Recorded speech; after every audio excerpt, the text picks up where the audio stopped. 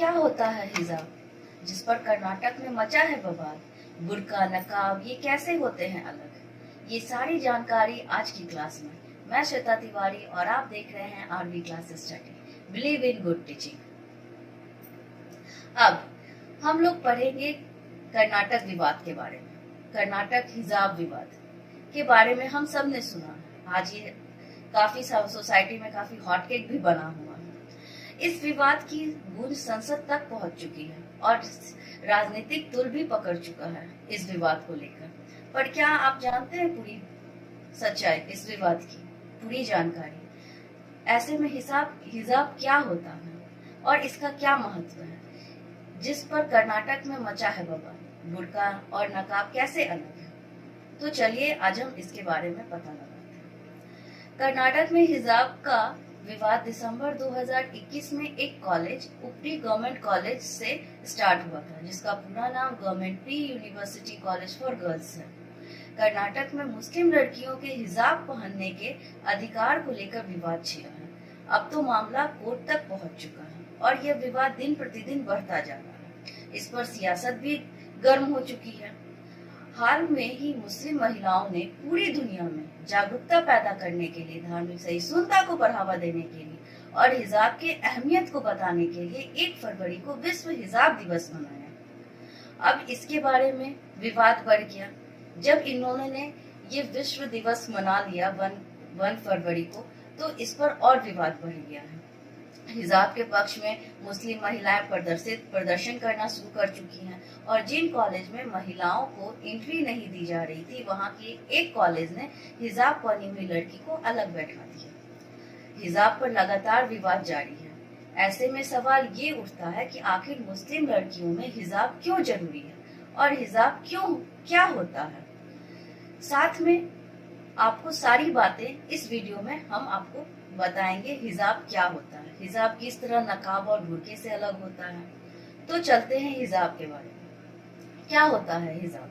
हिजाब नकाब से काफी अलग होता है।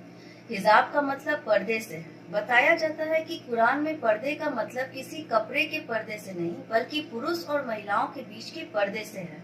वही हिजाब में बालों को पूरी तरह से ढका जाता है, यानी हिजाब का मतलब सिर ढकने से है। हिजाब में महिलाएं सिर्फ बालों को ही ढकती हैं।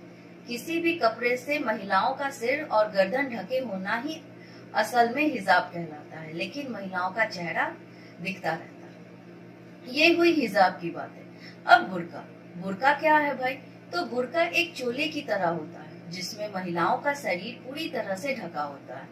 इसमें सिर से लेकर पांव तक पूरा शरीर ढकने का साथ आंखों पर भी पर्दा लगाया जाता है और ये पर्दा जालीदार होता है, जिससे महिलाएं बाहर देख सकती हैं। इसमें महिलाओं का एक भी शरीर नहीं नजर आता है और कई देश में इसे अबाया भी कहा जाता है।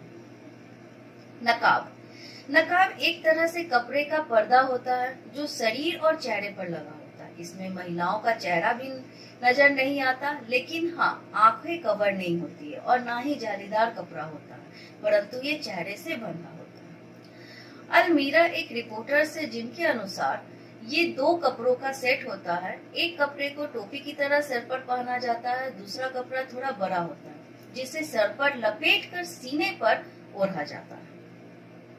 अब हम जानते हैं हिजाब की शुरुआत हुई कहाँ से। तो हिजाब की शुरुआत महिलाओं की जरूरत के आधार पर की गई थी। इसका इस्तेमाल सबसे पहले मेसोपोटामिया की सभ्यता के लोगों ने किया। मेसोपोटामिया जो आधुनिक इराक का हिस्सा है। आधुनिक इराक कहने का तात्पर्य यह हुआ कि वहाँ बहुत ही बालू है, काफी गर्म इलाका है।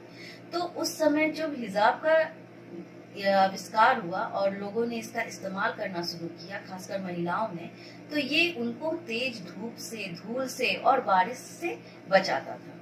और इसलिए और हिजाब के लिए उन्होंने जो कपड़ों का इस्तेमाल किया वो लिनीन का कपड़ा था, जो आसानी से धूल उससे निकल जाती थी, वो पानी को अंदर आने नहीं देता था और खास में वो ठंडक पहुंचाता था। चूंकि इराक काफी गर्म इलाका है, इसलिए उन लोगों ने हिजाब का इस्तेमाल करना शुरू किया।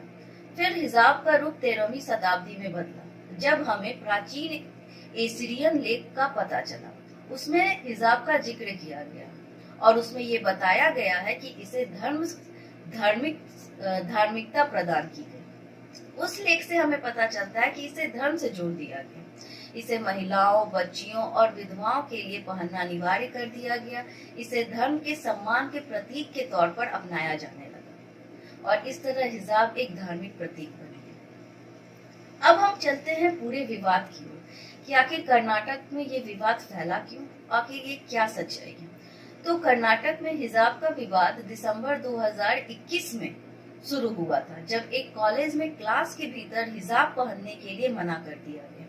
इस पर 8 मुस्लिम छात्राओं ने विरोध किया और कहा कि कॉलेज उन्हें हिजाब पहनने से नहीं रोक सकता क्योंकि ये उनकी धार्मिक स्वतंत्रता है। इसके साथ हिजाब के विरोध में कुछ बच्चों ने भगवा गमछे और शॉल पहनना शुरू कर दिए, जिससे विवाद और बढ़ गया और इसके बाद यह विवाद कई कॉलेजों में शुरू हो गया। कर्नाटक हाईकोर्ट में भी यह विवाद जा चुका है और वहां के उच्च न्यायालय के न्यायमूर्ति कृष्ण दीक्षित की एकल पीठ ने कॉलेजों में हिजाब पर प्रतिबंध को चुनौती देने वाली याचिका को एक बड़ी बेंच के पास भेज दिया। इसके बाद लोगों के मन में कई तरह के सवाल उठे और वो उठना लाजमी भी है कि आखिर ये बड़ी बेंच क्या होती है, किसे कहते हैं, कौन बनाता है। तो आइए जानते हैं इस सब के बारे में। बड़ी बेंच, जब किसी मामले की सुनवाई के दौरान संवैधानिक सवाल उठ खड़ा होता है और उस मामले में बेंच की अलग अलग राय होती है, तो अलग अलग राय को एक राय में बदलने के लिए उससे बड़ी बेंच के पास रेफर कर दिया जाता है ताकि संवैधानिक सवाल का उत्तर मिल सके। इसे हम यूं भी समझ सकते हैं, एक परिवार में सबका अलग अलग मत होता है किसी भी एक ओपिनियन को लेकर, तो हम लोग चले जाते हैं सबसे बड़े जो लोग होते हैं घर में उनके पास और उनको सारा मसला बताते हैं। उनका जो डिसीजन होता है वही घर में लागू होता है। तो जस्ट यही होता है, जब हमारा हाई कोर्ट में जो जजेस होते हैं वो अगर किसी भी मसले पर एक मत नहीं होते हैं तो वो लोग हाई कोर्ट के जज होते सुप्रीम कोर्ट में सारे मामलों को भेज देते हैं ताकि उनको पता चल सके और एक राय आ सके। अब इनका गठन कैसे होता है इसके बारे में हम जानते हैं। बड़ी बेंच का गठन आमतौर पे अलग अलग होते हैं। अलग अलग से तात्पर्य है कि हाईकोर्ट के लिए बेंच का गठन अलग होता है और सुप्रीम कोर्ट के लिए बेंच का गठन अलग होता है। देश के किसी भी हाईकोर्ट में अलग मामला चल रहा है तो बड़ी बेंच का गठन संबंधित हाईकोर्ट के चीफ जस्टिस करते हैं और अगर सुप्रीम कोर्ट में चल रहा है तो सुप्रीम कोर्ट के चीफ जस्टिस बड़ी बेंच का गठन करते हैं। तो इस प्रकार हमने इस चैप्टर में देखा और जाना कि हिजाब क्या होता है। सो गाइस, इस चैप्टर में बस इतना ही।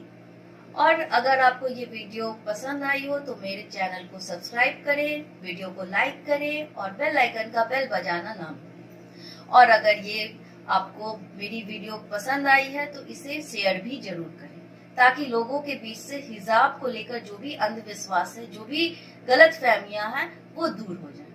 फिर मिलते हैं नई जानकारी के साथ, तब तक जय हिंद, जय बिहार।